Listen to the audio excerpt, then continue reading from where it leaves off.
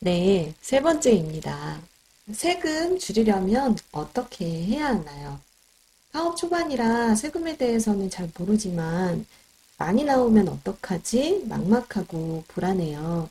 미리 준비해서 세금 줄일 수 있을까요? 라고 물어보시는 분들이 굉장히 많으세요. 사실 우리 절세의 방법은 굉장히 다양하거든요. 그런데 사실 사업 초반이면은 어떤 본인의 그런 매출액이 얼마가 될지 또 이익이 얼마가 될지 잘 모르시잖아요.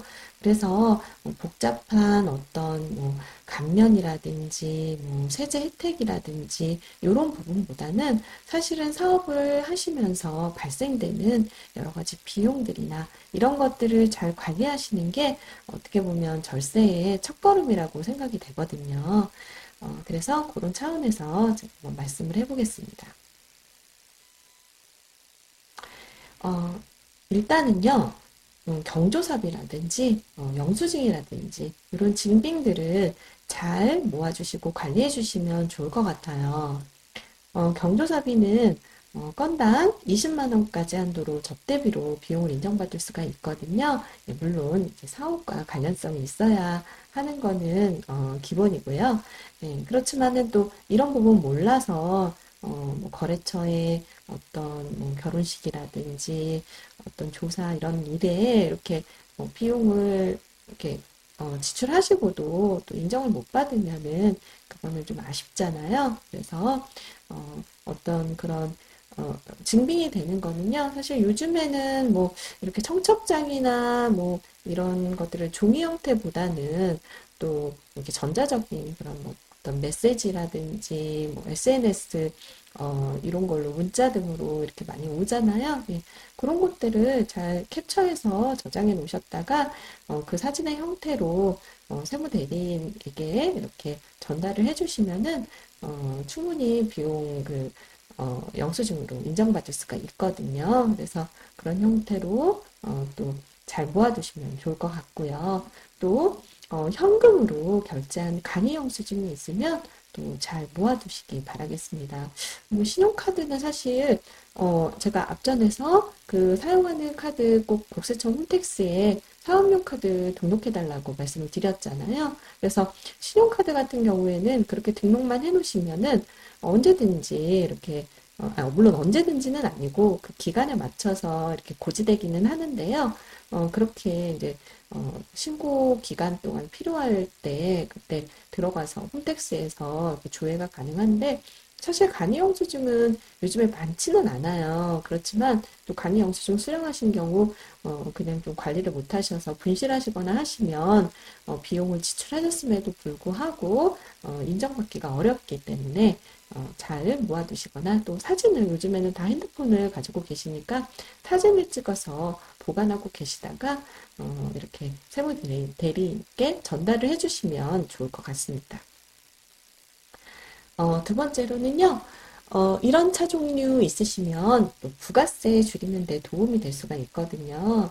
어, 이렇게 가끔 저한테 이제 대표님들이 물어보시는데, 그 경유 주유하는 차량만 부가세 공제 된다고 하던데, 제 차는 경유 주유하거든요? 부가세 공제 되는 거 아니에요? 이렇게 질문을 주세요. 그런데 사실 그 차에 어떤 유류를 이렇게 주유하는지는 아무런 관계가 없어요. 그래서 대신에 부가세에는 매입세 공제를 받을 수 있는 그 사업용 차량을 법에 정해놨는데요. 그 내용이 이제 화물용 차량, 트럭 같은 걸 얘기하는 거죠. 그리고 9인승 이상 차량, 또 1000cc 미만의 경차, 이런 차량의 경우 부가세, 그 매입세 공제를 해주도록 이렇게 법에 정하고 있습니다. 그래서 요거는 그냥 제가 예시를 들은 거예요. 그래서 뭐 포터라든지 트럭이잖아요. 그다음에 다마스도 이제 화물용 그런 차량, 또 픽업용 트럭 겸용 차량들, 뭐 렉스턴 뭐 이런 뭐 차 종은 제가 잘 몰라서 요런 차들, 그다음에 뭐 레이, 모닝 뭐 요런 그 경차, 1000cc 미만 경차에 대해서는 이 차를 구입했을 때 10% 부가세가 별도로 붙거든요. 그래서 그 부가세 또 유지비, 수선비, 또 주유비까지 모두 그 10% 매입세액 공제를 받을 수가 있습니다. 그런데 이제 보험료 같은 경우에는 보험료 자체가 금융 그 용역이기 때문에 면세예요. 그래서 부가세가 들어있지 않기 때문에 보험료는 제외가 된다고 보시면 될 것 같습니다. 혹시 아르바이트나 외부 인력 사용했다면 좀 이렇게 좀 하시면 좋을 것 같아요. 인건비는 반드시 통장으로 계좌 이체해서 그 증빙 내용을 남겨두시는 게 좋을 것 같아요. 가끔 이렇게 정기적인 그런 지출이 아니고, 이렇게 일시적으로 이렇게 일용직이나 외부에서 이제 프리랜서 분을 불러서 이렇게 도움 받으시고 비용 지출하실 때 금액이 크지 않다 보니까 그냥 현금으로 주시는 경우들이 종종 있으신데 이런 경우에는 혹시나 나중에 세무조사나 이런 게 있을 때는 반드시 비용에 대한 그런 계좌 내용을 요구를 하거든요. 국세청에서. 그럴 때 입증할 수가 없어서 어려운 경우들이 있으시거든요. 그래서 반드시 통장으로 계좌 이체를 해주시고요. 인건비는 그 종류에 따라서 어떤 형태인지에 따라서 그 법에 원천 징수해야 하는 방법을 다르게 이렇게 정해놓고 있어요. 그리고 원천 징수하지 않으면 원천 징수라는 거는 비용을 지급할 때에 그 비용에서 이제 세금 별도로 이렇게 떼놓고 이렇게 지급을 하고 그 떼놓은 그 세금을 국세청에 납부해야 되는 그런 절차를 얘기하거든요. 이 원천징수는 세법상 사업자의 의무사항으로 이걸 정해놓고 있어요. 그래서 만약에 이거 원천징수하지 않으면 결국엔 그 원천징수하지 않은 그 사장님의 돈으로 그걸 납부해야 되는 그런 상황이 발생할 수가 있거든요. 그래서 이런 부분 염두하시고요. 또 프리랜서, 그러니까 고용관계가 없고 그냥 일시적으로 어떤 일한 거에 대가를 주는 프리랜서의 경우에는 3%가 소득세, 그다음에 소득세의 10%가 그러니까 0.3%가 지방소득세거든요. 그래서 3.3% 원천 징수하도록 되어 있어요. 기간에 제한이 없다는 것은 이거는 1대1로 어떻게 이제 사업상의 계약을 하는 거잖아요. 그렇기 때문에 뭐 어느 뭐 계약 기간은 언제로 하되 실제 일한 기간 동안 이렇게 하시면 되는 거라서 연속적으로 신고를 하더라도 문제가 없으시고요. 그리고 1대1의 수평적인 관계이기 때문에 고용 관계가 아니기 때문에 4대 보험에 대해서 이렇게 들어주셔야 되는 그런 부담도 없다는 장점이 있죠. 사업자분 입장에서는. 어, 일용직 같은 경우에는 우리가 그냥 그 아르바이트라고 얘기하는 그런 고용 형태가 일용직인데요.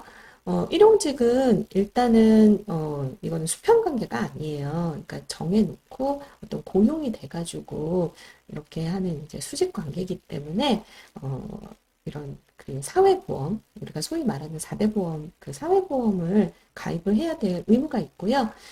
대신에 일용직 같은 경우에는 이제 4대 보험 그 법에 1개월 이내에는 국민연금하고 건강보험을 가입하지 않아도 되도록 규정이 돼 있어요. 그래서 1개월 이내에 고용하는 경우에는 4대 보험 부담은 없고요.